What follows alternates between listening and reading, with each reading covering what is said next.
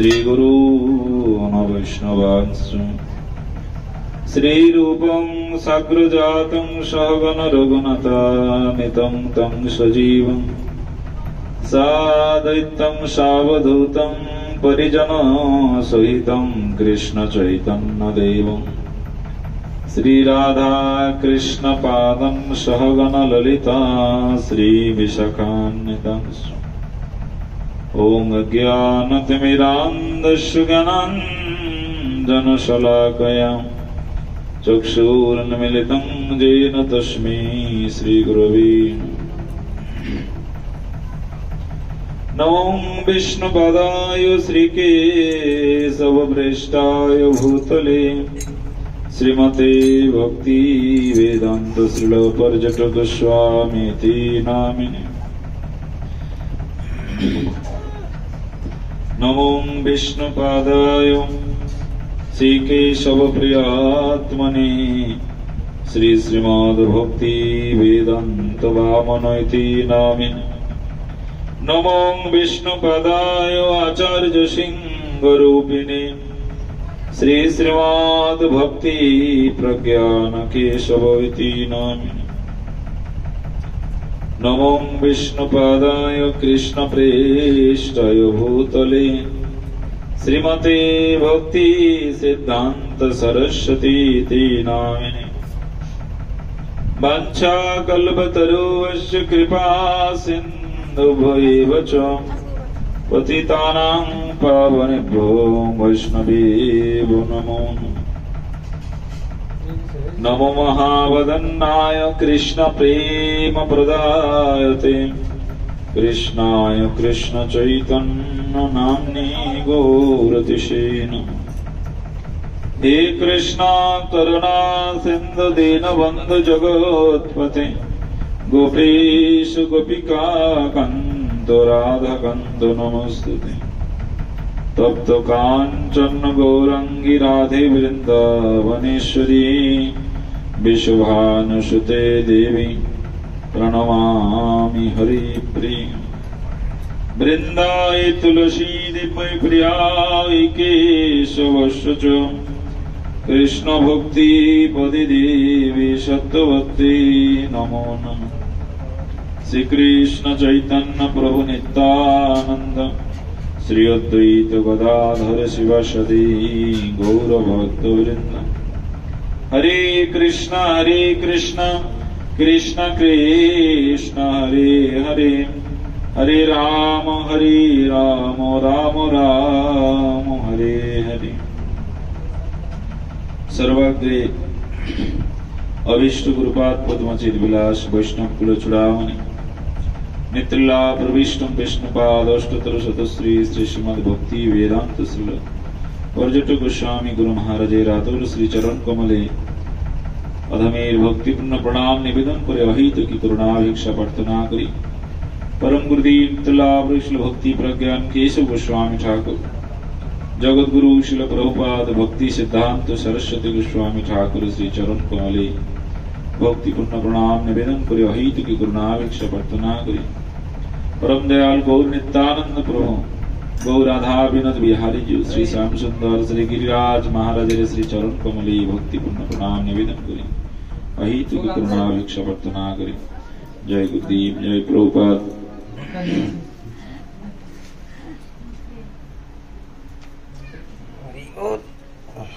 षड्गोस्वामी अन्यतम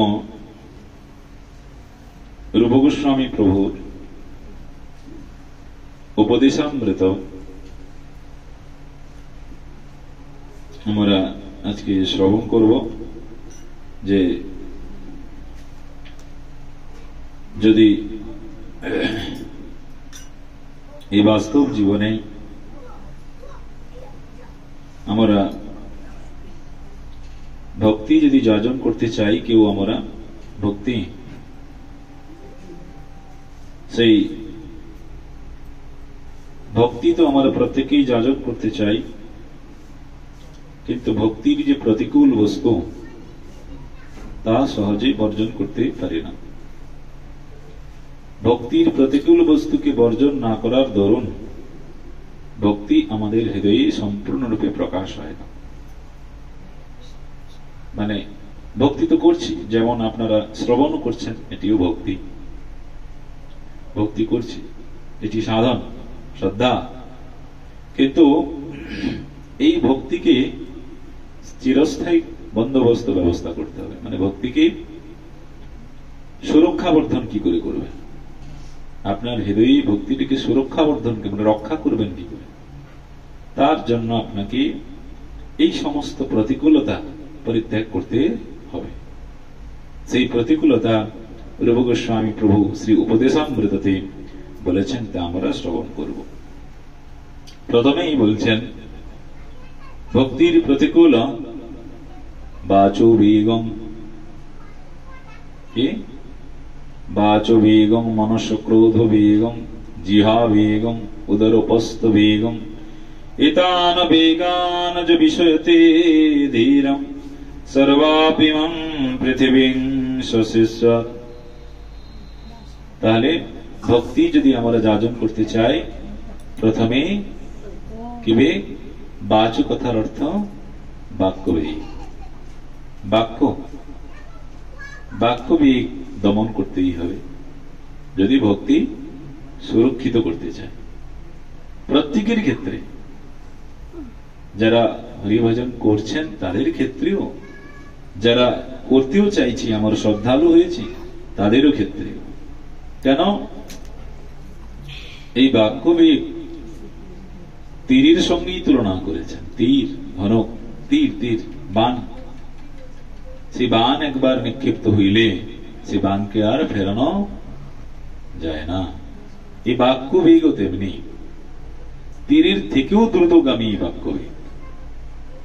যে বাক্য বেগ জীব সহন না করতে পেরে অনেক সময় জীব দেহত্যাগ করেন। কি একটি বাক্য বেগ একটি জীবন নিয়ে নিতে পারে। একটি বাক্য অনেকের ক্ষেত্রে হয় যে সেই বাস্তবিক সংসারে এমন এমন মানুষকে বিশ্বস্ত করে নেয়, বিশ্বস্ত করে ওঠে, যখন সে ব্যক্তিটি কিছু কথা বলে অপর ব্যক্তিটি আর সহন করতে পারে না। সে কোনদিন কল্পনাও করতে পারে নাই যে ওই ব্যক্তির মুখ থেকে এরকম কথা শোনা যাবে। তখন ওই ব্যক্তি কি করে? মুমূর্ষ হয়ে যায়, দেহত্যাগ করার বাসনা জাগে। বাক্যবেগ যেন বাক্যবেগ, এই বাক্য শব্দের কথা যদি আলোচনা করি, অনেক সময় অনেক সামরিক বাহিনীর দ্বারা যখন যুদ্ধ হয়, সামরিক বাহিনীর দ্বারা যুদ্ধ হইলে কি হয়? অনেক অস্ত্র আদি ব্যয় হয় কিনা? অনেক মানুষও মারা যায়, পলিউশন হয়, অর্থনৈতিক সংকট দেখা দেয়। কিন্তু বাক্য বেগের দ্বারা, বাক্যবাণের দ্বারা কি হয়? তাহাতে সামরিক, তাহাতে অর্থনৈতিকের কোনো ব্যয় হয় না। বাক্যবেগ, না পলিউশন, না কোনো সামরিক অস্ত্র, কোনো প্রয়োজন নেই। বাক্যবেগের দ্বারাও মানুষ মারা যায়। বাক্যবেগ, তার জন্য রূপ গোস্বামী পাদ এখানে প্রথমেই বলেন বাচো বেগম। বাক্য আমরা এমনই বলবো, সেই বাক্য যেন কাউকে উদ্বিগ্ন না করে। প্রত্যেক বৈষ্ণবদেরকে, প্রত্যেকদেরকে সেই বাক্য যেন কাউকে উদ্বেগ প্রাপ্তি না দেয়, যে আপনি এমন কিছু কথা বললেন যে বাক্য দ্বারা ওই ব্যক্তি কষ্ট পেল। এটি অনুচিত, এটি উচিত নয়, এটি অনুচিত। এই জন্য এটি আমরা প্রত্যেকে খেয়াল করে এরকমই কথা বলা প্রয়োজন, যে বাক্যের দ্বারা আপনি ওনার জীবাত্মা পরমাত্মাকে আপনি কষ্ট প্রদান করলেন। তাই দ্বিতীয়ত বলছেন মনোবেগ। মনের দ্বারা কাউকে খারাপ চাওয়া, মনে মনে গালি, কি মনে মনে অভিশাপ করি না, এটিও একটি বেগ। ক্রোধ, ক্রোধ বেগ, ক্রোধ, খুব ক্রোধিত হয়ে যাও, কি আমরা হই না ক্রোধ, এটিও একটি বেগ, এটি ভক্তির প্রতিকূল। আর কি জিহাবেগ, জিহাবেগ, জিহার লালসা, এবং উদর বেগ, উদর পেট, উদরের বেগ, আর উপস্থ বেগ, মলমূত্র আদি পরিত্যাগ। এতান বেগান जो বিষয়ে ধীর, যিনি এই 6 প্রকার বেগকে যিনি ধীর ধারণ করে নিয়েছেন, 6 প্রকার বেগকে যিনি সহ্য করিতে সমর্থ হয়েছেন।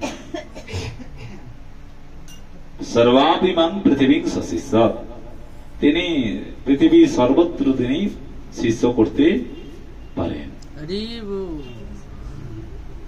পৃথিবী সর্বত্র উনি শিষ্য করতে পারবেন যদি এই 6 প্রকার বেগ যদি কেউ দমন করতে পারে, তাহলে এই বাক্য বেগ দমন করে খুবই কঠিন ব্যাপার।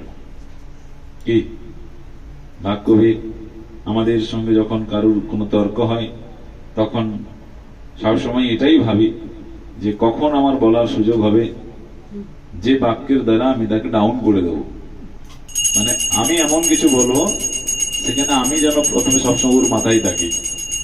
এটা হয় না, মানে আমি পরাস্ত হতে চাই না, আমার কেউ পরাস্ত হতে চায় না। হ্যাঁ, তখন কি হয়, সুযোগটা কখন আসবে সেই সুযোগের অবস্থান আমরা অবস্থান করে থাকি, ব্যাস তখন এমন কিছু বলে ব্যাস তার উপরেই আমার উঠে বাক্য বেগ। এগুলো এই জন্য এই বাক্য বেগকে আমাদেরকে দমন করতেই হবে, বাক্য বেগ।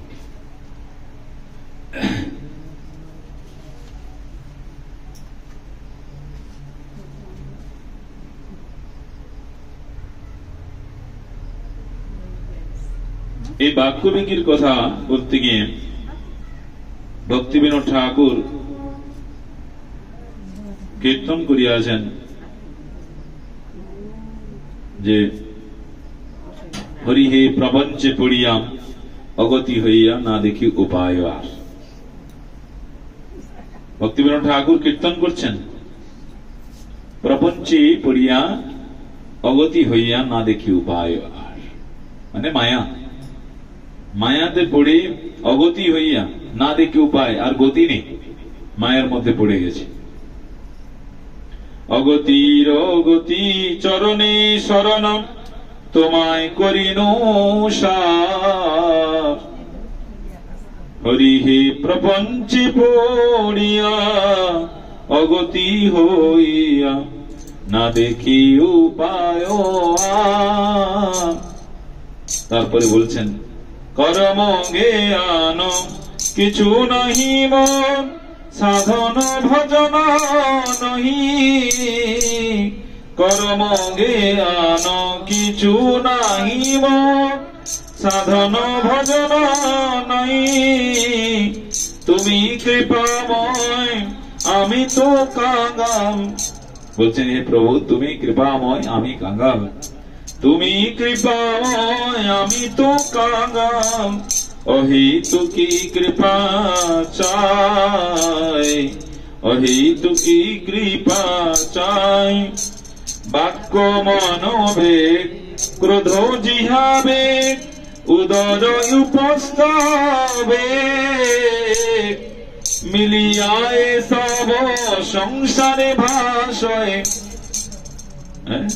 এগুলোর দ্বারাই আমারও সংসারে ভেসে আছে, বাক্যবেগ মনোবেগ ক্রোধবেগ জিহাবেগ উদর উপস্থবেগ, মিলিয়ায় সব সংসার ভাষয়ে দিতেছে পরম উদ্বেগ।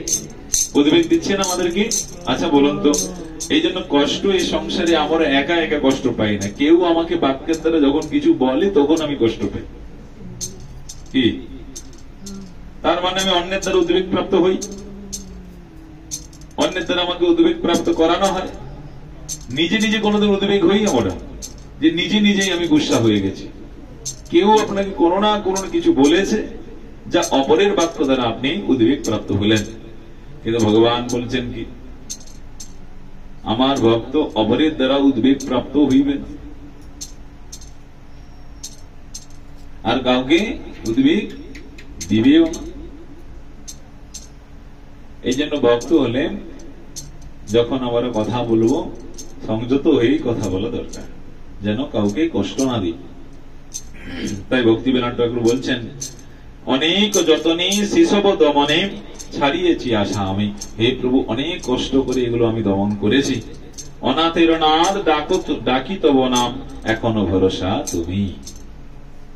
অনেক কষ্ট করে আমি এগুলো পরিত্যাগ করার চেষ্টা করেছি প্রভু, কারণ এইগুলোর মধ্যেই তো আমার বর্তমান সময় এই সমস্ত দ্বারা ফেসে আছে সংসারে। কি বাক্য আমাদের কোন লাগাম ছাড়া বাক্য বলি, আর লোভ তো আছেই, লোভ আমাদের মধ্যে আছে। তাই শাস্ত্রে এখানে আবার বলেছেন কি, যে এই শরীর বেগ যে ত্রিবিধ, জিহা উদর উপস্থিবে। তাই শাস্ত্রে বলছেন যে ষড়রসির কোন রস লালসায় উত্তেজিত হইয়া সকল প্রকার পশু মাংস মৎস্য কর্কট ডিম এবং শুক্রজনিত জাত সব শ্রেণীস্থ অমধ্যে দ্রব্য বর্ধনশীল উদ্ভিদ লতা শাক গব্য প্রকারভেদ প্রভৃতি গ্রহণ করিবার লালসায় জিহার চেষ্টা। এই যে স্বাদ ও কোরকের দ্বারা আমরা রসলালসার দ্বারা উত্তেজিত হয়ে যায়। তাই কখনো যে পশু মাংস মৎস্য কর্কট ডিম এই সমস্ত আহার আদি অমেধ্য দ্রব্য বস্তু তারা গ্রহণ করে। আবার কি করেন, অতিরিক্ত লঙ্কা ও অম্ল প্রভৃতি সাধুগণ পরিত্যাগ করেন। হ্যাঁ, অতিরিক্ত ঝাল ঝাল আর অতিরিক্ত অম্ল মানে টক, সেটিও খাওয়া অনুচিত। এটি খাওয়া ঠিক নয়, এটি জিহার লালসা বলছেন। তাই হরিতকি সুপারি প্রভৃতি তাম্বুল উপকরণ, তাম্বুল ধূম্রপান গঞ্জিকাদি উৎকট ধূম্রপান ঐফেন মদ্য প্রভৃতি মাদক দ্রব্য সেবনে জিহাবেগের অন্তর্ভুক্ত। বুঝে গেল? যারা যারা পান সুপারি খান, এটি কিন্তু জিহাবে, এটি জিহাবে। আপনার জিহা লালসা চাইছে, তাই আপনি খাচ্ছেন, তার মানে আপনার লোভ আছে। এই জন্য বলছেন যে ভগবানের উচ্ছিষ্ট আদি গ্রহণ পূর্বক শুদ্ধ জীব জিহাবেগের হস্ত হইতে পরিত্রাণ লাভ করেন। সে জিহাবেগ থেকে কখন পরিত্রাণ হবে? যখন কেউ কৃষ্ণ ভক্ত হয়। কৃষ্ণ ভক্ত হওয়া মানে এই সমস্ত জিহার লালসাগুলো পরিত্যাগ করতে হবে, এই নেশা আদি বস্তুগুলো পরিত্যাজ্য করতেই হবে। তাহলে কৃষ্ণ ভক্ত হলেই কিন্তু জিহার লালসা ত্যাগ করা যায়। এই জন্য ভগবান নৈবেদ্য পরমা আস্বাদকর হইলেও উহা প্রসাদ ভোজির নিকট জিহাবেগ নাই।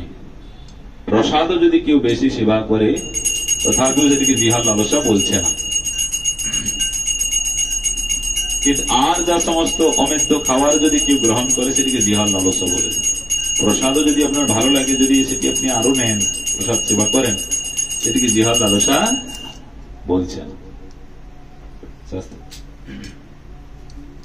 পরন্তু ভগবানের বিলাস সহচর উত্তম সুস্বাদু দ্রব্য সমূহ নিজ জড়ভোগ বাসনার উদ্দেশ্যে প্রসাদের ছলে গ্রহণ করিবার চাতুরী উপস্থিত হইলে উহাও জিহাবেগের অন্তর্গত।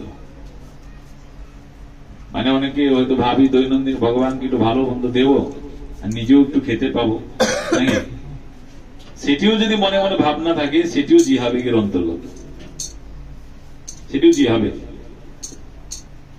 তাই জিহা লালসী জিতি উতিধায় কৃষ্ণ দর পরায়ণ কৃষ্ণ নাহি পায়। যার জিহার লালসা আছে সে কৃষ্ণকে পাবে না, সে কৃষ্ণকে পাবে না। কিন্তু প্রসাদ সেবা যার লালসা আছে সেটি কোনো চিন্তা নেই। তো কিন্তু যা আর সমস্ত সংসারী যে কুমিন্ত খাবার গ্রহণ করার যার খুব লালসা, সেই লালসা দ্বারা সে কৃষ্ণকে প্রাপ্তি করতেই পারবে। এই জন্য আমাদের জিহার লালসা পরিত্যাগ করতে হবে। এই জিহার লালসাকে পরিত্যাগ কন্ট্রোল করার জন্যই এই সমস্ত ব্রত আদি পালন করতে হয় জীবকে। একাদশী, হ্যাঁ, একাদশীর দিন দেখেন, অন্যান্য দিনের দিন ওই দিন আর খাওয়া হচ্ছে না। ওই দিন কখন কেউ এক বেলায় হয়তো খাচ্ছে, তখন মনেও নেই যে খাওয়া হয়েছে কি না হয়েছে। তার মানে কি ওই দিন আমাদের জিহার লালসাকে সংযত করি, চেষ্টা করি সংযত করার জন্য। তাই অধিক ভোজন চেষ্টা করিতে গেলে নানা প্রকার সাংসারিক অসুবিধা উপস্থিত হয়। অতি ভোজি উপস্থ বেগের দাস, কৃষ্ণ প্রসাদ সেবা, কৃষ্ণ ব্রত, একাদশী ব্রত, কৃষ্ণ সেবা প্রবৃত্তিতে উদরবেগ নিবৃত হয়। দেখো, কৃষ্ণ প্রসাদ যদি কেউ সেবা করেন, কৃষ্ণ প্রসাদ, কৃষ্ণ সেবা যদি কেউ করেন,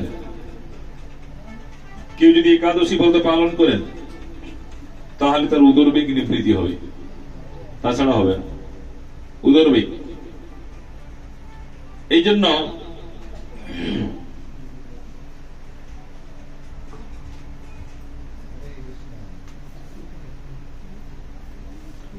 শাস্ত্রে বাক্য, মন ও শরীর পূর্বকথিত যে সর্ববিধ চেষ্টা যিনি সম্যক রূপে সহ্য করিতে সমর্থ, তিনি গোস্বামী, তিনি গোস্বামী। তাহলে কি করবেন? মতিন কৃষ্ণে পরত শতৌবা মিতোভি পদ্ধতি গৃহব্রতানাম অদান্ত গোভি বিশ্বতাং তমিশ্রং পুনঃ পুনশ্চ চর্বিত চর্বনানাম নতে বিদু স্বার্থ গতিং হি বিষ্ণুং দরাসায় যে বহিরর্থমানিন। তাই ভাগবতে বলছেন, তাহলে মতিন কৃষ্ণে পরতম, মানে মতি সর্বদা কৃষ্ণের চরণে। কি মন? মতিন কৃষ্ণে পরত শত মিথু অভিপদ্দিত গৃহব্রতান। গৃহব্রত ব্যক্তিদের সমস্ত ভাবে মতি আমাদের গোবিন্দের চরণে যেন থাকে, গৃহব্রত ব্যক্তিদেরকে।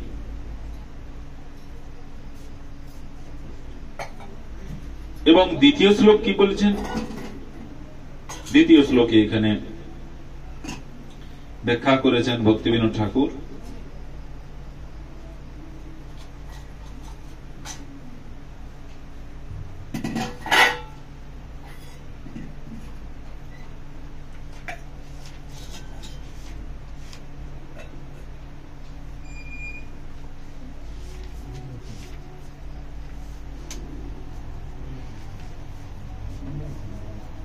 দ্বিতীয় শ্লোকে বলছেন, অত্যাহার প্রয়াসস্য প্রজল্প নিয়মগ্রহ জনসংঘর্ষ লোলঞ্চ সর্ববিভক্তি বিনশ্যতি।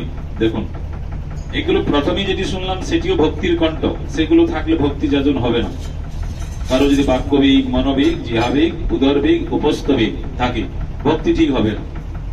আমরা যতই যা করছি কিন্তু বেগগুলো সহ্য করতে পারছি, বেগকে দমন করতেই হবে।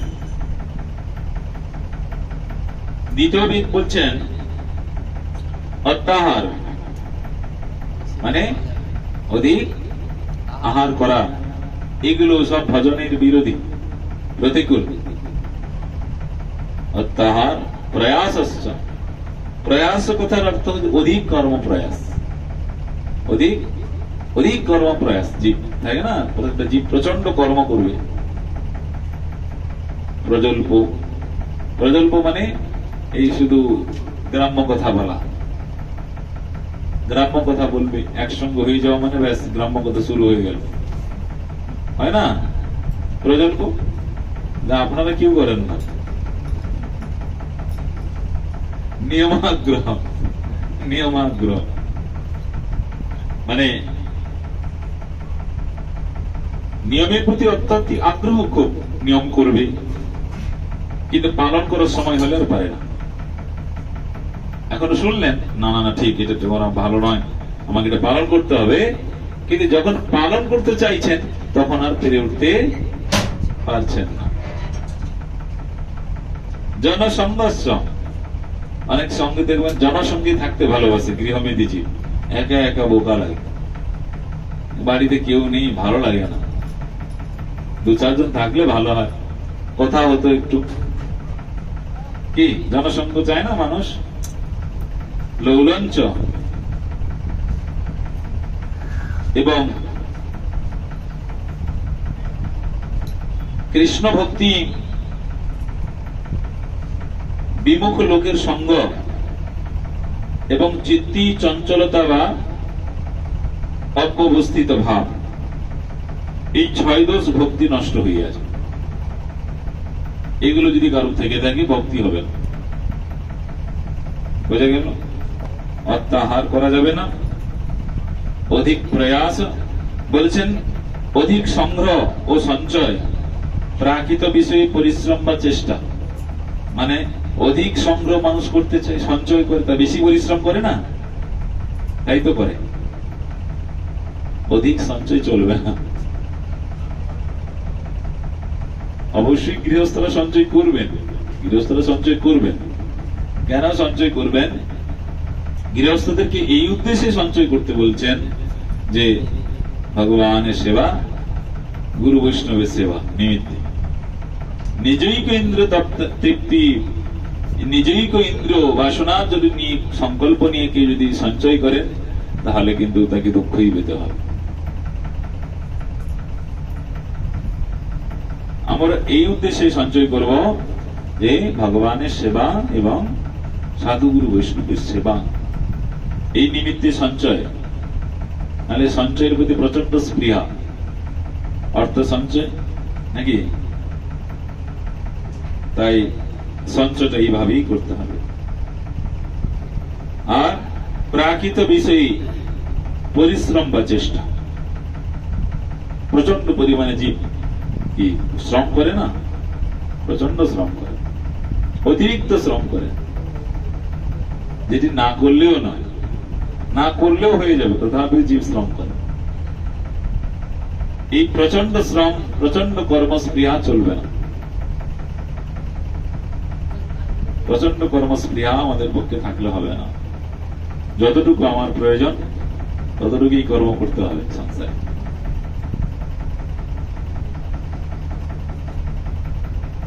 এই সমস্ত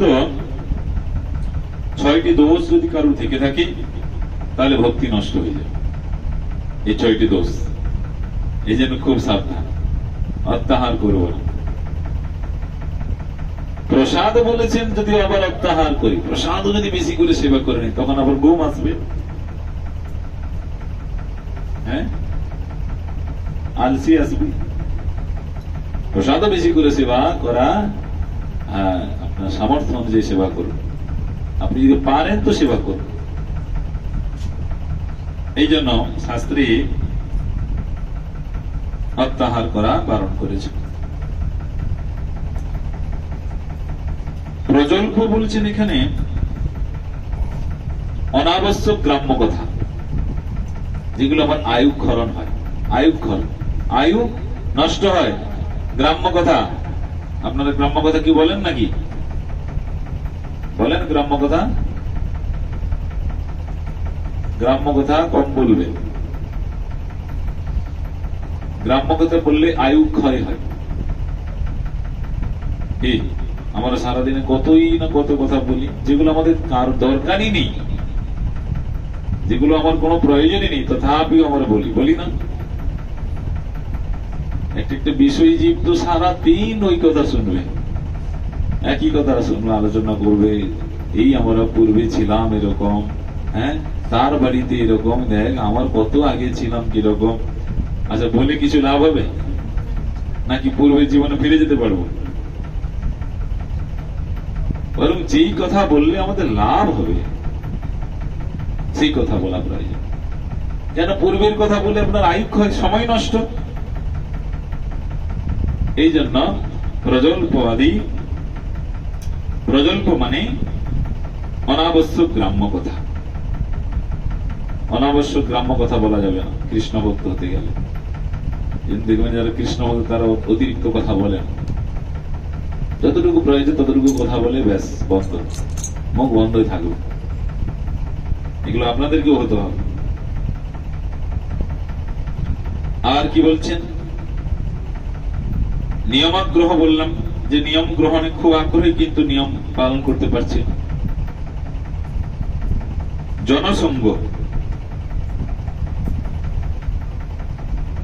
জনসঙ্গ মানে শুদ্ধভক্ত জনসঙ্গ ব্যতীত অন্য জনসঙ্গ, মানে জনসঙ্গ মানে আমাদেরকে শুদ্ধ ভক্তই সঙ্গ করতে হবে, অন্য ব্যক্তি সঙ্গ করা যাবে। এই জন্য কৃষ্ণ ভক্ত সঙ্গ করতে হবে। অন্য ব্যক্তির সঙ্গ করা মানে সর্বদা বিষয় কথা হবে, অন্যান্য রকম কথা হবে। তাহলে আপনার চিত্তটা দুর্বল, চিত্ত আপনার চঞ্চল হয়ে যাবে চিত্ত অন্য কারো সঙ্গ করলেও। এটি হওয়া স্বাভাবিক। যখন কি কৃষ্ণ ভক্ত হয় না, দেখবেন তার অন্য কারোর সঙ্গে কথা বলতে চাইবেও না। সে জানে যে এই কথা বলে আমার চিত্ত চঞ্চল হয়ে যাবে, কথা বলবেই না, বলতে চাইলেও বলবে। এগুলো আমাদের প্রয়োজন। লৌল কথার অর্থ এখানে বলছেন চাঞ্চল্য এবং তুচ্ছ বিষয়ে আকৃষ্ট হওয়া। চাঞ্চল্য এবং তুচ্ছ বিষয়, তুচ্ছ বিষয়ে আমরা সবসময় দেখবেন মোহিত হয়ে থাকে। তুচ্ছ বিষয় যেটি কোন দরকারই নেই সেগুলো নিয়ে আমরা ঝামেলা করি। তুচ্ছ বিষয় যেটা অল্পতেই কমপ্লিট হয়ে যায়, যেটাকে আবার বৃহৎ আকারে তৈরি হয় ঝামেলা। তুচ্ছ বিষয়তে আকৃষ্ট হওয়া। তাই ভক্তিবিনোদ ঠাকুর এটিও নিয়ে একটু সুন্দর কীর্তন করেছেন। হরিহে অর্থের সঞ্চয়ে বিষয়ে প্রয়াসে আন কথা প্রজল্পনে। কি হরিহে অর্থের সঞ্চয়ে বিষয়ে প্রয়াসে আন কথা প্রজল্পনে। আপনি যখন অর্থ সঞ্চয় করতে যাবেন বাইরে, অর্থ সঞ্চয় করা মানে আপনাকে বিষয় সঙ্গ করতেই হবে, করতে হবে না? আর বিষয় সঙ্গ যখন করতে যাবেন তখন তো আন কথা হবে। কি বিষয় ব্যক্তির থোড়ি কি ভগবানের কথা বলে, কি করে বিষয়ে লাভ হবে, তারপরে কি হবে, তারপরে কি হবে। তো ভক্তিবিনোদ ঠাকুর বলে হরিহে অর্থের সঞ্চয়ে বিষয়ে প্রয়াসে আন কথা প্রজল্পনে। আর জীব তো দুনিয়ার জীব অর্থ উপার্জনের জন্য তো আন কথা বলছে। এই জন্য ভগবত কথা শোনার রুচি নেই। রুচি আছে নাকি ভগবান কথা? রুচি একটু নেই। আপনি জোর করে বসলেও থাকতে পারবে না। কেন? তার বিষয় সম্ভব করে করে তার অভ্যস্ত হয়ে গেছে চিত্ত। চিত্ত এগুলো শুনতে চাইছে না। মন বলছে আমার ওইগুলো দেখবেন। আপনি এগুলো শোনার পরে যদি একটু ঘুম আসে না, আবার বাড়ি গিয়েও কোনো কিছু বিষয় কথা বলছেন, তখন আপনার কিন্তু ঘুম আসছে। আসে হয় কিনা এটা? দেখবেন আপনি ভগবান কথা শুনছেন, দুর্বল, ভালো লাগছে না, হ্যাঁ ঘুম আসছে, কিন্তু বাড়ি গিয়ে দেখবেন আর ঘুম নেই। যে বিষয় সঙ্গ ব্যক্তিগুলোর কাছে পৌঁছে গেছে তখন আর ঘুম নেই। এর মানে কি? আমরা অনন্ত অনন্ত কাল ধরে যে বিষয় সঙ্গ করছি, বিষয় যে আমার ভালো লেগেছে এবং আমি যে সংসার থেকে যেতে চাইছি না তার প্রমাণ অনন্ত অনন্ত কালের বিষয় সঙ্গের বাসনা। আপনি আবার এরকম আসুন, আবার বিষয় জীবের সঙ্গ করুন যেখানে ভগবত কথা হবে না।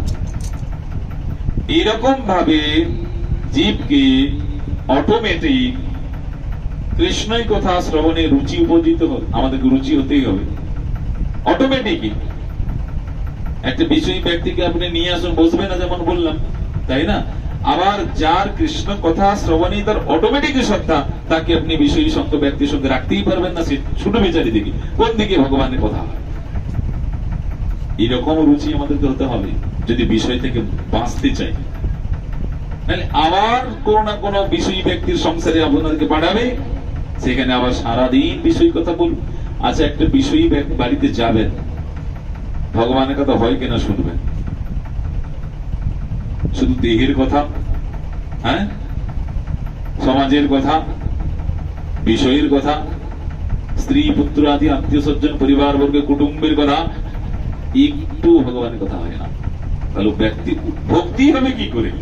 ভগবত প্রাপ্তি তো অনেক দূরে, ভক্তি হবে কি করে, শ্রদ্ধা হবে কি করে যদি সে ভগবত কথা সাধু সঙ্গ না করে? এই জন্য আমরা আপনাদের কতটাই সৌভাগ্যবান যে আপনাদের সাধু সঙ্গ শ্রবণ করার রুচি, আবার ধামেও যাচ্ছেন মাঝে মধ্যে, এটি কত সৌভাগ্যবান। তার মানে আমরা বিষয় থেকে বেরোতে চাইছি, ধীরে ধীরে বিষয় থেকে বেরোতে চাইছি।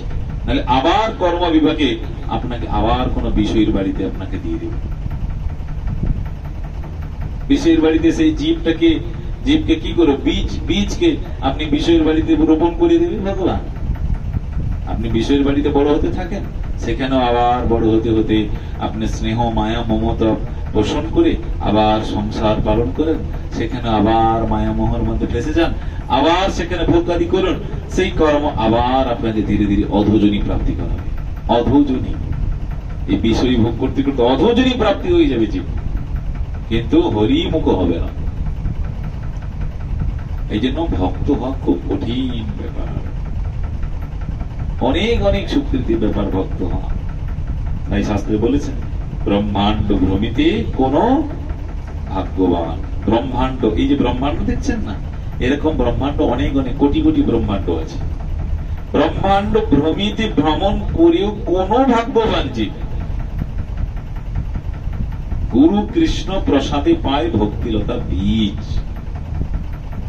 এটি কৃষ্ণ ভক্ত যারা তিলক আদি গুরু বধা শুরু করেছেন, কম সৌভাগ্যের কথা নয়, পরম সৌভাগ্য। এটা আমরা কল্পনা করতে পারবো না যে কতটা আমরা লাকি, কতটা লাকি। এরকম এই যে সত্যি যে আমরা মূল্যবান, আমরা ধর্ম যে পালন করছি যথোপযুক্ত শ্রেষ্ঠ, এই ধর্ম পালন করছি, এই ভাবনা সর্বদা আমাদের জন্য হৃদয়ে থাকে। তখন বস্তুর গুরুত্ব আমরা শিখে যাব। না, তাহলে আমার ধর্মটাকে সুন্দর সুশৃঙ্খল ভাবে নিষ্ঠার সহিত যেন আমরা পালন করি, তাছাড়া গুরুত্ব হবে না, বস্তুর প্রতি গুরুত্ব হবে না। এই জন্য বলছেন যে আন অধিকার নিয়মী আগ্রহ অসৎসঙ্গ সংগঠনে, তাহলে অর্থের সঞ্চয়ে বিষয়ে প্রাসী আন কথা প্রজল্পন। আর কি হবে? আন অধিকার নিয়মে আগ্রহী অসৎসঙ্গ সংগঠনে, তখন অসৎসঙ্গ হতে আছে। আর পয়সা উপার্জন করা মানে তো আপনাকে অসৎসঙ্গ করতেই হবে, করতে হবে না? সারাদিনে হলেও তো আপনাকে কিছু না কিছু বিষয় ব্যক্তির সঙ্গে কথা বলতেই হবে, ওটা বসা রাখতেই হবে, নাহলে আপনার ব্যবসা চলবে না। এটার কারণ কি? তাহলে আপনি অর্থ সঞ্চয় করছেন কেন? জীব অর্থ সঞ্চয় কেন করে? দেহটাকে নির্বাপন করার জন্য, স্ত্রী পুত্র আত্মীয় স্বজনকে ঠিকঠাক করে চালানোর জন্য, তাই কিনা? আচ্ছা, যদি জীব আর সংসার পরিবেকে না আসে, সংসারে যদি কেউ না আসে, তাহলে আর উপার্জনও করতে হচ্ছে না, আর বিষয় সঙ্গ করতে হচ্ছে না, হচ্ছে কি? কিন্তু জীব না আসার মূল কারণ বস্তুর প্রতি নির্ণয় করছে না, শুধু নির্ণয় করছে উপার্জন করতে হবে। কি আমি যার জন্য উপার্জন করছি, না আসার কারণ যদি একটু ফলো করি, তাহলে আর আসতে হচ্ছে না। কিন্তু জীব না আসার বস্তুর প্রতি নির্ণয় কেউ করছে না, এসে গেছি যেমন উপার্জন করো, কর্ম করো, কিন্তু আবার যে তোমাকে আসতেই হবে, আবার যে আসতে হবে, আবার সেখানে কর্ম করবে তুমি। আর ভগবান তো এই কর্ম করার জন্য শরীরটা দিয়েছে, কর্ম করাচ্ছে, কর্ম করো। তাই অস্থির সিদ্ধান্তে রহিন মজিয়া হরিভক্তি রইল দূরে। অস্থির সিদ্ধান্ত। আর যখন আপনি উপার্জন করতে থাকবেন না, অল্প একটু অর্থ যখন আপনার হয়ে যাবে, তখন অস্থির সিদ্ধান্ত করবে, একটু বাড়িটা বানিয়ে ফেলি, এই সময় একটা গাড়ি কিনে নিই, কি একটু সোনাদানা বানাই, একটু অর্থ হয়েছে অনেক, অস্থির সিদ্ধান্ত। তখন আপনার সিদ্ধান্ত শুধু নিচ্ছে মনের মধ্যে, এই একটু করবো, এই একটু মনে করে নিলে ভালো হয় এই সময়টা। অস্থির সিদ্ধান্তে রহিন মজিয়া হরিভক্তি রইল দূরে। ব্যাস, এই কর্ম করতে করতে করতে হরিভক্তি দূরে চলে যাচ্ছে। দিন যায় মিছা কাজে, রাত্রি নিদ্রা বসি, নাই ভাবি মরণ নিকটে আছে বসে। এইভাবে কর্ম ব্যস্ততার মধ্যে জীবন কেটে যাচ্ছে। আজকে রাত্রি কেটে গেল, আমাদের এক টিকিট আয়ু নষ্ট হয়ে গেল। কি আজকের দিনটা আগামী দিন পাবো? পাবোই। কিন্তু দিন চলে যাচ্ছে, এই সময়ের সঙ্গে সেকেন্ড মিনিটে কাঁটার মতো চলে যাচ্ছে, কিন্তু আমাদের বাস্তবিক অনুভূতি হচ্ছে না। দিন যায় মিছা কাজে, রাত্রি নিদ্রা অবশ্যই। ঘুমাচ্ছি কতক্ষণ? 6-7 ঘন্টা ঘুমাচ্ছি, বেথায় চলে যাচ্ছে তো আমাদের। কিন্তু নাহি ভাবি মরণ নিকটে আছে বসে। মৃত্যু কিন্তু নিকটেই আছে, মৃত্যুকে দূরে নেই, মৃত্যু আমাদের নিকটেই আছে, শুধু সময়ের অপেক্ষা। সময়টা হোক, মৃত্যু চলে আসবে। লেটার নিয়ে চলে আসবে, লেটার, চলো হয়ে গেছে তোমার, আর না। কিন্তু জীব এই কথাগুলো চিন্তন না করে কর্মস্পৃহা, তাই বলছেন অস্থির সিদ্ধান্তে রহিন মজিয়া, হরিভক্তি রইল দূরে, এই হৃদয়ে মাত্র পরহিংসা মত প্রতিষ্ঠা সততা স্ফুরি। আর ভক্তিবিনোদ ঠাকুর বলছে এই হৃদয়ে শুধু পরহিংসা, পরের হিংসা করা, মন ভাবান্ডি খুব, আর প্রতিষ্ঠা সততা স্ফুরি। প্রভু আমার হৃদয়ে ভালো কিছু নেই, শুধু পরের হিংসা করবো। কে? শুধু হিংসা। এই সব আগ্রহ ছাড়িতে নারিনু আপন দোষেতে মরি, জন্ম বিফল হইল আমার এখনো কি করি হরি। তাহলে বড় হিংসা, মদ আর প্রতিষ্ঠা। খুব প্রতিষ্ঠা চাই জগতের জীব, খুব প্রতিষ্ঠা চাই আমরা। আমাকে কেউ সম্মান করুক, হ্যাঁ, আমাকে কেউ একটু মালা দিক পরা, আমার নাম একটু জয় দিক, বাবু বাবু বলুক, আমার প্রতিষ্ঠা চাই। আর তখন মন খুব খুশি হয়, বাবা বাবা ভালোই লাগলো, যদি আমার আরেকবার নাম বলতো। হ্যাঁ, মুখে বলি না, না না থাক থাক, মনে মনে, হ্যাঁ, এই প্রতিষ্ঠা। তাই বলছেন যে এই সব আগ্রহ ছাড়িতে নারিন আপন দোষেতে মরি। এগুলো ছাড়তে পারছি, আপন দোষেতেই মরছি। জন্ম বিফল হইল আমার এখন কি করি হরি। এই করে করে প্রভু আমার এই হরি, আমার জন্মটাই বিফলে চলে গেল। আমি তো পতিত পতিত পাবন তোমার পবিত্র নাম, সে সম্বন্ধ ধরি তোমার চরণে শরণ লই নোহাম। প্রভু আমি পতিত, তুমি পতিত পাবন।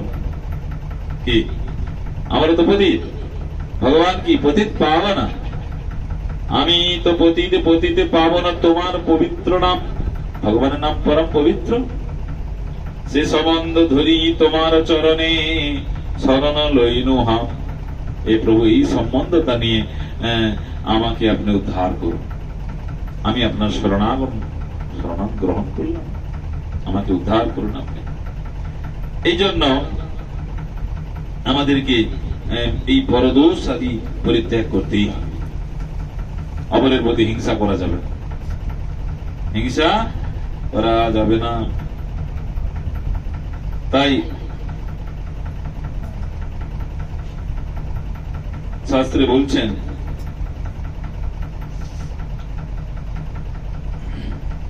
কেন মন কামেরে নাচাও প্রেম জয়, প্রায় চরম মাংসময় কাম জড় সুখ অবিরাম, জড় বিষয়েতে সদা ধায়।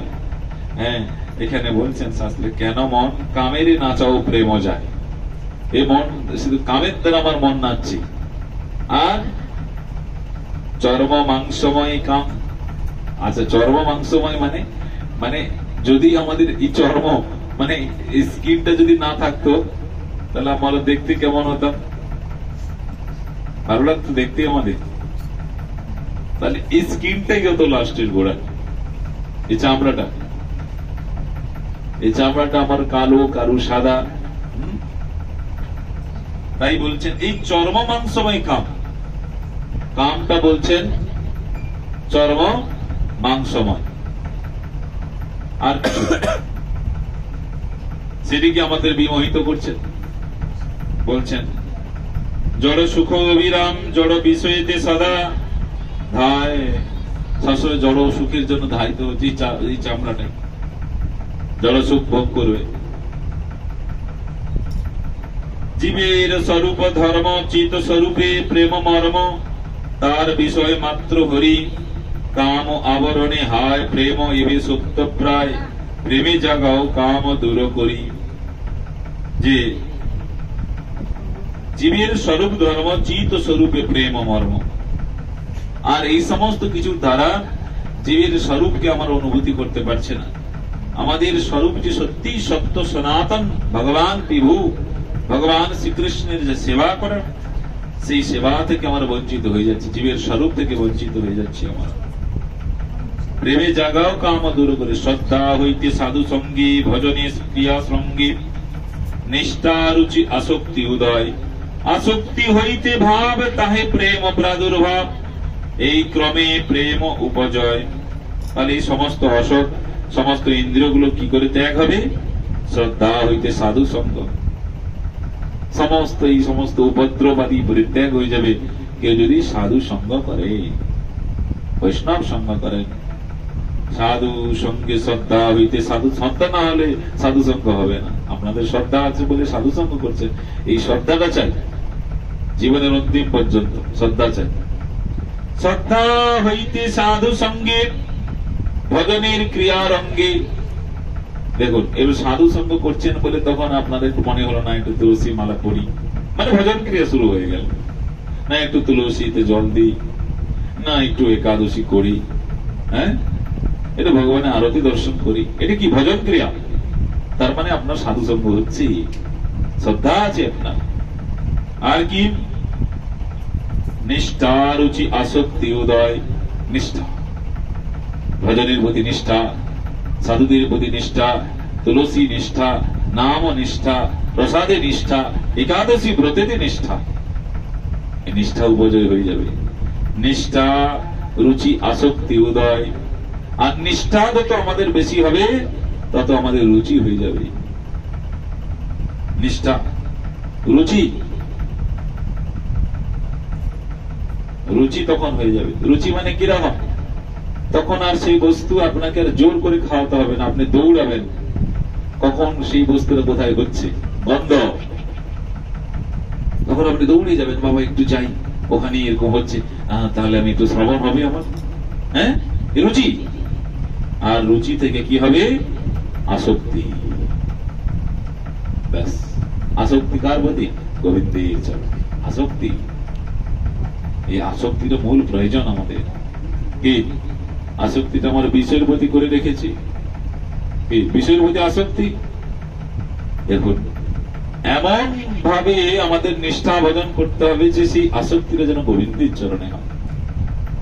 তাহলে কতটা আমরা বিষয়কে ভালোবাসি।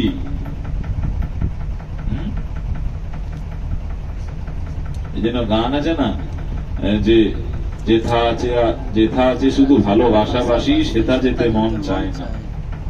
এই জগতের কেউ ভালো বাসিতে জানে না। কি মন জগতের জীব শুধু ছুটছে কোথায় ভালোবাসাবাসি আছে, একটু আমিও ভালোবাসবো উনিও ভালোবাসবো, কিন্তু ভালোই কেউ বাসে না। আর জগতের যে ভালোবাসাবাসি সেখানে মন চায় না। এই জগতের ভালোবাসাবাসি তো স্বার্থের বেশি ভালোবাসাবাসি। আপনি দিন স্বার্থ তখন ভালোবাসবে, তারপরে আর ভালোবাসবে না, কি তাই কিনা? আর মন হে মা, সেখানে তার মন যেতে চায় না। তাই নিষ্ঠা রুচি আসক্তি উদয়, আসক্তি হইতে ভাব।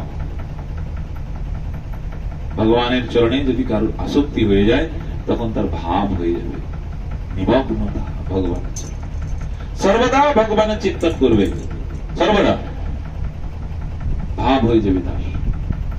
আর ভাব থেকে কি হবে? প্রেম, প্রেম, শুদ্ধ প্রেম, বিশুদ্ধ প্রেম। আমরা কীর্তন করলাম যে রচনা ঠাকুরের কীর্তন, কি মনরে কহনা গৌর কথা, নাকি? এই জন্য কীর্তন করছেন যে গৌর গৌর হরিকে যারা নিজ প্রাণ থেকে যারা অধিক ভাবে মূল্য ভাবে ভগবান গৌর হরিকে যারা সমর্পিত করে দিয়েছেন, গৌর করম গৌর ধর্ম, গৌর করেছি সার, নাকি গৌর বেদের সার। যারা গৌর মানে ভগবানকে যারা সমস্ত কিছু মনে করে নিয়েছে, আমার কর্ম গৌর, ধর্ম গৌর, আর সমস্ত বেদের সার হচ্ছে গৌর।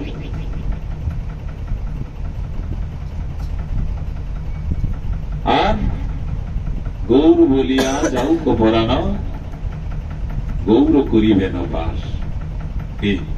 এই গৌর কীর্তন করতে করতে, গৌর নিত্যানন্দ প্রভুর কীর্তন করতে করতে এই জীবনটা আমাদের চলে যায়। আর আমি কিছুই চাই না। এটি আমাদের মূল মূল মূল সাধনের মূল বস্তু এটি, যে আমি কিছুই চাই না। কেন? যা কিছু চাইছি তা কিছু আমার সঙ্গে যাবে না। যাবে? আমার অনেক কিছু চাই, কিন্তু সেই চাওয়াকে নিয়ে আমি সঙ্গে নিয়ে যেতে পারবো না। সেই চাওয়া পাওয়া সব এখানেই থেকে যাবে। হ্যাঁ, চান, যদি কেউ কিছু চান তো অবশ্যই চান, এই চান যে প্রভু আমি এই চাই যেটার দ্বারা আমি আপনার সেবা করতে পারি, নাকি? আমাকে যা কিছু দিন, কোনো সমস্যা নেই, কিন্তু তার দ্বারা আপনাকে আমি না ভুলি। আপনি এমন কিছু আমাকে দেন না যেটা আপনাকে না ভুলি। তাই ধ্রুব মহারাজ, প্রহ্লাদ মহারাজ বলছেন যে আপনি আমাকে কৃপা করছেন, করুন, এমন কিছু দেন না যাতে আপনাকে না ভুলি। কেন? আপনার দেওয়া নেওয়ার বস্তুর মধ্যে খুব মায়া আছে। আপনি খুব মায়ার দ্বারা পরিবেষ্টন করে রেখেছেন জগৎকে। কৃষ্ণ যদি ছুটে ভক্তি মুক্তি দিয়া, এই জন্য শাস্ত্রী বলছেন ভগবান কৃষ্ণচন্দ্র অতি সহজে কাউকে ভক্তি দেয় না, আগে ভক্তি মুক্তি দিয়ে দেয়। যাও, এই ভক্তি ভোগ করো, মুক্তি হয়ে যাও, আমাকে প্রাপ্তি করতে হবে না। কিন্তু ভগবান এই জন্য প্রথমেই ভক্তি, শ্রদ্ধা ভক্তি বিশেষ করে কাউকে দেয় না, আগে দেখে নেয় তার মধ্যে কতটা নিষ্কাম ভাবনা রয়েছে জীবনে। কেউ চাইছে আমাকে আরো কিছু দিন এই সংসারের মধ্যে আমি থাকি, এখানে ভোগাদি করে, ভগবান বলছে থাকি নাও বাবা, সুখে থাকো। কিন্তু কোন ব্যক্তি যদি বিশুদ্ধ পালন করতে চায়, প্রভু আমি কিছুই চাই না, এই চার্জারের কর্ডটা একটু ভালো করে দিয়ে দাও, চার্জ হচ্ছে না।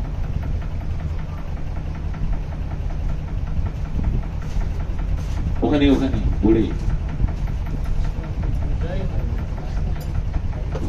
হ্যাঁ এবার হয়েছিল। আরে ভালো করে ছাড়ো, হয়েছে। এই জন্য যে চাওয়া পাওয়া নিয়ে ভাবনা নিয়ে আমাদের যেন না থাকে মনে। ক্ষুদ্র কিছু চাওয়া পাওয়াতে আমাদেরকে দেখবেন সেই চাওয়া পাওয়ার দ্বারা এতটাই স্পৃহা কাতর আমার হয়ে যায়, তখন দেখবেন আবার সেই ভগবান আমাদেরকে আবার ফিরিয়ে নিয়ে আসে। ক্ষুদ্র কিছু চাওয়া পাওয়া, এই জন্য ভগবানও যেমন চতুর, শুদ্ধ ভক্ত তেমনি চতুর। তাই প্রহ্লাদ মহারাজ, ধ্রুব মহারাজ এনারা ভগবানের কাছে কিছু চায় নাই। আর ভগবানও জানেন এরা শুদ্ধ পার্শ্বদ, আমার নিজজন। তো এই জন্য বলছেন শ্রদ্ধা হইতে সাধু সঙ্গে, ভজনের ক্রিয়ারঙ্গে, নিষ্ঠা রুচি আসক্তি উদয়, আসক্তি হইতে ভাব, তাহা প্রেম প্রাদুর্ভাব, এই ক্রমে প্রেম উপজয়। প্রেম উপজয়, ইহাতে যতন যার সেই পায় প্রেমসার, ক্রমতে কি প্রেম নাহি জাগে।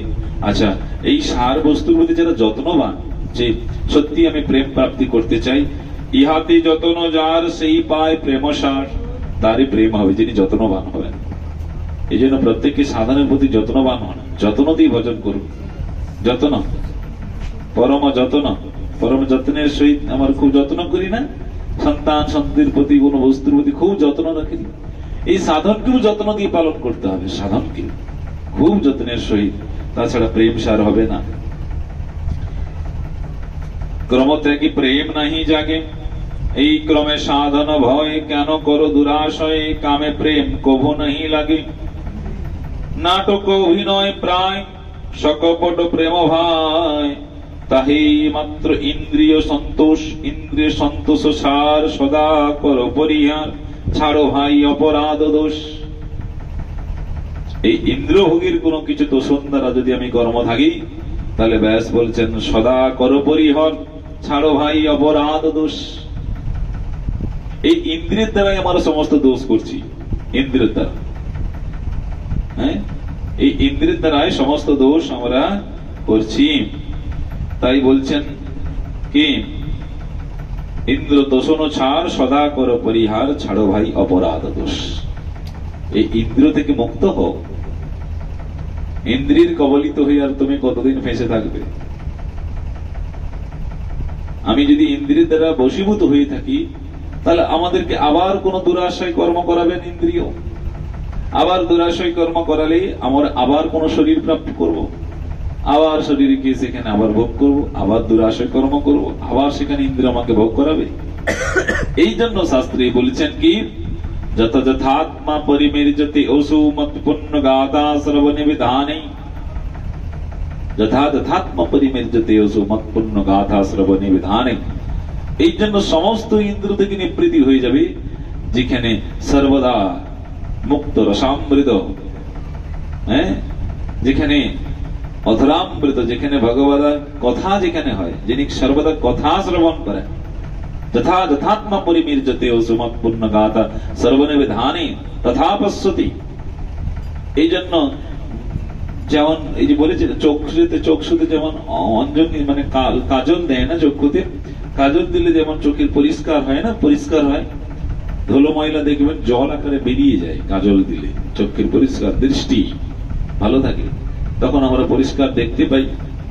তেমনি করে কোন জীব যদি ভগবানের কথা শ্রবণে যদি প্রচন্ড তার উৎসাহ জাগে, শ্রবণ করতে থাকেন, শ্রদ্ধা হয়, তখনও তার মধ্যে সমস্ত অশুভ রাশি থেকে নিবৃত্তি হয়ে যায়, শাস্ত্রে বলছেন। কিন্তু শ্রবণে রুচি হতে হবে। শ্রবণে যদি রুচি হয় কোন জীবের, তার কোন অশুভ কর্ম থাকতে পারবে না, তার হৃদয়ের মধ্যে স্থান পাবে না। ভগবানের কথাতে এতটাই ক্ষমতা আছে, ভগবানের কথাতে এতটাই ক্ষমতা আছে যা আমার মধ্যে অশুভ রাশিকে স্থান পেতে দেবে না। তা ভাগবতেই প্রমাণ করেছেন, ভাগবতেই আছেন। পরীক্ষিত স্বয়ং সুখদেব গোস্বামী পাদ বলছেন তাকে, পরীক্ষিত মহারাজ, শৃণ্বতাং সকথা কৃষ্ণ পূর্ণ শ্রবণ কীর্তন, হৃদয় অন্তস্থ ভদ্রহানি বিধুনীতে শ্রুহিত সতাম। হে পরীক্ষিত, শোনো, শৃণ্বতাং সকথা কৃষ্ণ পূর্ণ শ্রবণ কীর্তন, যিনি উরুক্রম বিক্রম ভগবানের কথা, শ্রীহরির কথা, শ্রী কেশবের কথা দৈনন্দিন যিনি শ্রদ্ধার সহিত পান করেন, শ্রবণ করেন, পূর্ণ শ্রবণ কীর্তন, নিষ্ঠার সহিত যেমন আপনার শ্রবণ করছেন। শাস্ত্রী বলছেন, যদিও আমাদের মধ্যে কোনো অশুভ রাশি থেকেও থাকে, চিন্তা নেই, চিন্তা করবেন না, আপনি নিরন্তর শ্রবণ করেছেন, একদিন দেখবেন সে অশুভ রাশি কোথায় চলে গেছে। হৃদয় অন্তস্থ অভদ্রহানি বিধুনীতে শ্রুহিত সতাম। সেই হৃদয়ের মধ্যে অবস্থান করে যে অসৎ ইন্দ্রিয়গুলো ধীরে ধীরে ধীরে নিবৃত্তি হয়ে গেছে, শীতল হয়ে গেছে, শিথিল হয়ে গেছে। কার কথার দ্বারা? অরুক্রম বিঘ্ন ভগবানের কথার দ্বারা। এতটাই ক্ষমতা আছে। এই জন্য এই সংসার, আমরা যে সংসার ক্রিয়া কর্ম, এই সংসারের যে অবিদ্যার দ্বারা আমরা দুর্বল হয়ে আছি, নাকি দুর্বল। আমাদের দৈহিক দুর্বল নাই, আমাদেরকে দুর্বল করাচ্ছে কেন? আমার অবিদ্যা আমাকে দুর্বল করাচ্ছে। কি অবিদ্যা দুর্বল করাচ্ছে না? আপনাদেরকে যেমন উদাহরণ দিলাম, যেমন এখানে আপনারা দুর্বল হলেও কি হবে, আপনি সংসারে দুর্বলতা দেখাতে পারবেন, পারবেন কেন? সেখানে আপনার কর্তব্য কর্ম করছে, সেখানে আপনাকে কর্তব্য কর্ম করতে হবে। তার জন্য আপনি এরকমই কর্ম করে এসেছেন যে সংসারে আপনার দুর্বলতা দেখাতে পারবেন না, পিছন পাবেন। আপনি সেখানে দুর্বলতা থাকলেও থাকতে পারবেন না। কেন? আপনার বৃত্তিটাই আপনাকে পরিচালিত করছে। এখানে আমাকে দুর্বল থাকলে হবে না, কর্ম অনেক রয়েছে, কি করবে? কেন? এটি আমার পূর্বের কর্ম প্রবৃত্তি, এটাই কর্মের বৃত্তি আপনাকে দুর্বল থাকতে দিচ্ছে। দেখুন, অ্যাক্টিভ হয়ে কাজ করছে সারাদিন, সংসারের কাজ, কিন্তু তার জন্য সারাদিন তার চিন্তন হয় না যে আমার একটু ভগবত সেবা কি করি, বৃত্তি নেই, কর্মই নেই। পূর্বে কর্ম সেই করে নাই যে একটু ভগবত সভা, একটু ভগবানের কথা শ্রবণ করবি, করবি নাই। এইরকম ভাবে জীব পরিভ্রমণ করতে করতে করতে করতে না ভগবান বলছে আমাকে তো প্রাপ্তি হলো না, ধীরে ধীরে সে অধোজনী প্রাপ্তি হয়ে যায়, আরো খারাপ জনিতে প্রাপ্তি হয় তার। চিন্তন করুন আমার কতটাই পরম সৌভাগ্যবান। ভগবান এখানে বলছেন যে প্রভু হরিজন সঙ্গ লাভ ঘটিলেই বিষয়ী জনসঙ্গ আপনা হইতেই বিদরিত হয়। হরি বল। হরিজন সঙ্গ যদি হয়ে যায়, হরিজন মানে ভগবানের প্রিয়জনদের যদি সঙ্গ হয়ে যায়, তাহলে বলছেন বিষয়ী জন সঙ্গ আপনা হইতেই পালিয়ে যায়। কি পালিয়ে যায় না? আপনারা কেউ গুরুপদাশ্রয় করুন, শুদ্ধভাবে পালন করুন, আপনার দেখবেন আপনার বাড়িতে আত্মীয় স্বজন আর আসবেই না। আসবে? এনার বাড়িতে কতজন আত্মীয় স্বজন আসে? আসে মানে যেটা কি রক্ত সম্বন্ধ যে আত্মীয় স্বজন আসে, তাই বলি কিনার বাড়িতে আত্মীয় স্বজনের অভাব? বারবার কত বৈষ্ণবগণ আসছেন, কত বৈষ্ণবগণ আসছেন। এই জন্য যখন আপনি ভগবত সঙ্গ, যখন আপনি হরিভজন শুরু করবেন, তখন দেখবেন বিষয়ী ব্যক্তিরা আসবেই না আপনার বাড়িতে। কেন? বিষয়ীরূপ অবিদ্যা জানে যে আমার এখানে থাকার কোনো জায়গাই নেই। কেন? অনন্য ভাবে ভগবানের সেবা হচ্ছে, যে কি অনন্য ভাবে গোবিন্দের সেখানে অর্চন হচ্ছে, ভগবানের ভোগ নিবেদন হচ্ছে, আরতি হচ্ছে, পরিক্রমা হচ্ছে, সেই অবিদ্যা থাকে নাকি? কোথায় থাকে? সে খুঁজছে আমার মতন দল ভারী আর কে কাকে পাই, যার সঙ্গ আমি করবো, খুঁজছে, চারিদিকে ঘুরছে। এই জন্য আপনারাও তাই, এই আমাদের মধ্যে যে অবিদ্যা রয়েছে তার কোনো চিন্তার কারণ নেই। আপনি একটু নিষ্ঠার সাথে হরিভজন করুন, সমস্ত অবিদ্যা চলে যাবে। তাই এখানে বলছেন প্রভু সাধন দ্বারা কৃষ্ণ অনুগত্য প্রবৃত্তি থাকে না, মায়ার রাজ্যে প্রভু হইবার বাসনা বৃদ্ধি পায়। এই কৃষ্ণ ভক্তি সর্বোত্তমা, এইরূপ বুঝিবার শক্তি প্রযত্ত বিনষ্ট হয়। কৃষ্ণের জন্য এইগুলি অনুষ্ঠিত হইলে ভক্তি বৃদ্ধি হয়, নতুবা কৃষ্ণতর বিষয়ে প্রক্ষিপ্ত হইলে ভক্তিমার হইতে বিচ্যুতি ঘটে।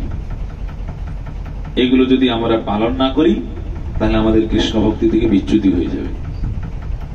জনসঙ্গ, তাহলে বললাম জনসঙ্গ লৌলজ্জ ভক্তি বিনশ্বতি অত্যাহার প্রয়াসস্য প্রজল্প নিয়মগ্র জনসঙ্গস্য লৌলঞ্চ সরবে ভক্তি বিনশ্বতি। তাহলে অত্যাহার কেউ করবেন না, অধিক কর্ম প্রয়াস, জড় কর্ম প্রয়াস করবেন না। অত্যাহার প্রয়াস প্রজল্প, এই প্রজল্প শুধু গ্রাম্য কথা বলবে জি, প্রজল্পও করবেন। নিয়মগ্রহ, নিয়মের প্রতি শ্রদ্ধাবান হবেন, নিয়মের প্রতি শ্রদ্ধাবান প্রত্যেকে হবে। জনসঙ্গ, অসৎসঙ্গ ত্যাগ করতে হবে, বিষয় সঙ্গ ত্যাগ করতে হবে, লৌলঞ্চ, এগুলো আমাদেরকে পরিত্যাগ করতে হবে। তাছাড়া ভক্তি বৃদ্ধি প্রাপ্ত হবে না, ভক্তি স্থির হবে না। আজকে তাহলে এখানেই থাক। এটি রূপ গোস্বামী প্রভুর উপদেশ আমৃত আর কি।